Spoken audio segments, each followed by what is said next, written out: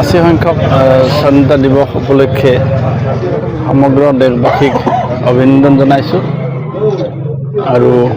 ভগৱানৰ ওচৰত প্ৰাৰ্থনা জনাইছোঁ মানে আমাৰ সকলো জনসাধাৰণৰ কল্যাণ সাধন হওক তাকে কামনা কৰিছোঁ আৰু প্ৰধানমন্ত্ৰী ডাঙৰীয়াই যি সপোন দেখিছে যি পৰিকল্পনা কৰিছে যি লক্ষ্য স্থিৰ কৰিছে 2047 চনত ভাৰতবৰ্ষ এখন বিকশিত ৰাষ্ট্ৰ হিচাপে পৰিচয় পাওক আৰু এই মোদী ডাঙৰীয়াৰ লক্ষ্যত উপনীত হোৱাৰ কাৰণে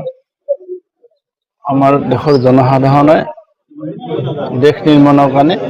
সকলোৱে ব্ৰতী হওক তাকে আহ্বান জনাইছোঁ। এই কথা 200 বছৰীয়া কংগ্ৰেছৰ আমাৰ ব্ৰিটিছৰ শাসনক অপসাৰিত কৰি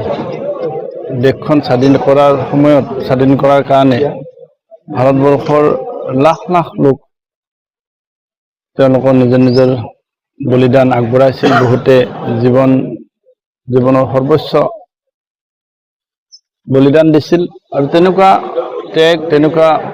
বলিদান তেনেকুৱা অৱদানৰ কাৰণে আমি দেশ স্বাধীন হৈছোঁ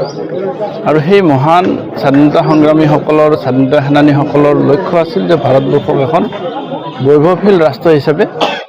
নিৰ্মাণ কৰা আৰু সেই উদ্দেশ্য লৈয়ে তেওঁলোকে দেশৰ হকে সৰ্বোচ্চ উজাৰি দিছিল কিন্তু আমাৰ দেশখন স্বাধীনতাৰ আজি প্ৰায় 79 বছৰ পাৰ হ'ল দেশখন আজিও এখন বিকাশশীল দেশ হিচাপে পৰিচয় পাই আছে আৰু